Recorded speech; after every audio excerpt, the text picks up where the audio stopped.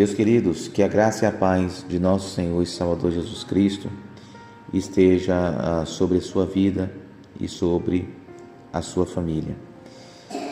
Meditando agora em 2 Crônicas, capítulo 29, Deus ministrou fortemente algo no meu coração que eu gostaria de compartilhar com você. O texto de 2 Crônicas 29 fala do início do reinado de um rei chamado Ezequias.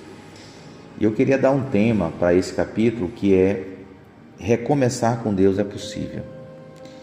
Eu queria pensar nesse capítulo o tema de recomeçar, porque é justamente isso que esse capítulo nos ensina, de que recomeçar com o Senhor é possível, é altamente provável, possível voltarmos para o Senhor, recomeçarmos a nossa relação com o Senhor, voltarmos a desenvolver um relacionamento de intimidade com o Senhor, a despeito do nosso afastamento, a despeito das nossas decisões equivocadas. É isso que o capítulo 29 de 2 Crônicas nos ensina. O capítulo 29 de 2 Crônicas marca um dos momentos mais belos de restauração espiritual em Judá. Após um período de grande decadência sob o reinado de Acais, surge Ezequias como um rei que decide recomeçar, não apenas politicamente, mas espiritualmente. O capítulo 29 fala que a primeira decisão que Ezequias toma, quando ele assume o reino, no lugar do seu pai Acais, é restaurar a relação dele e do povo de Judá com o Senhor. Logo no início, Ezequias toma uma decisão firme: reabrir as portas do templo e restaurar o culto ao Senhor, versos 3 ao verso 5. O templo estava fechado, o altar apagado e a adoração ao Senhor negligenciada. O povo havia se afastado de Deus e isso trouxe consequências dolorosas. Mas o recomeço começa com atitudes práticas. Ezequias toma atitudes práticas, decisivas, pontuais. A primeira delas é a santificação dos sacerdotes. A segunda, a purificação do templo. A terceira, a restauração do culto verdadeiro. A quarta, o reconhecimento do pecado do passado, cometido por ele, Ezequias, e cometido pelo povo. Ezequias não ignora os erros anteriores. Ele os reconhece e conduz o povo ao arrependimento. Isso está nos versos 6 aos versos 9. O resultado é poderoso.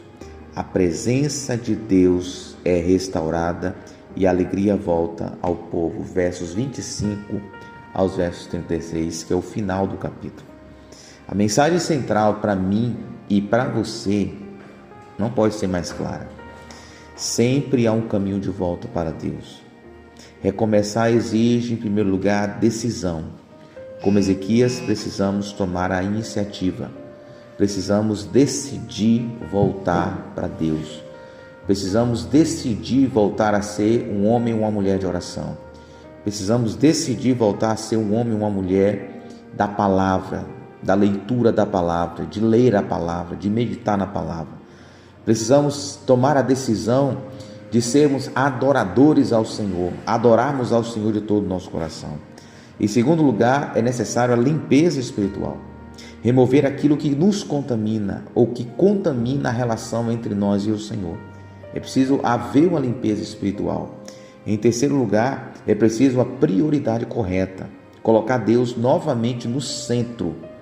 A primeira decisão que Ezequias tem é colocar Deus no centro novamente do culto durante o seu reinado e na vida pessoal de cada judeu. Em quarto lugar, é necessário arrependimento sincero, reconhecer onde erramos.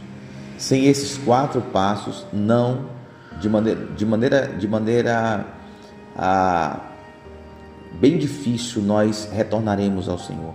É necessário tomarmos essas 4 atitudes para voltarmos ao Senhor, para termos a nossa relação com o Senhor renovada. Não importa o quão fechado esteja o tempo da nossa vida, Deus ainda permite recomeços. O que foi abandonado pode ser restaurado. O que foi perdido pode ser renovado. Talvez esse seja o dia de você, de eu, de nós abrirmos novamente as portas do nosso coração. Deus não rejeita quem decide voltar. O recomeço não depende do passado, mas da disposição do presente. Que você possa orar juntamente comigo nessa noite. Senhor, reconheço que muitas vezes me afastei de Ti. Hoje eu decido recomeçar. Purifica meu coração, restaura minha vida espiritual e reacende em mim o desejo pela Tua presença. Que o Senhor seja novamente o centro da minha vida. Em nome de Jesus. Amém. Que Deus em Cristo te abençoe.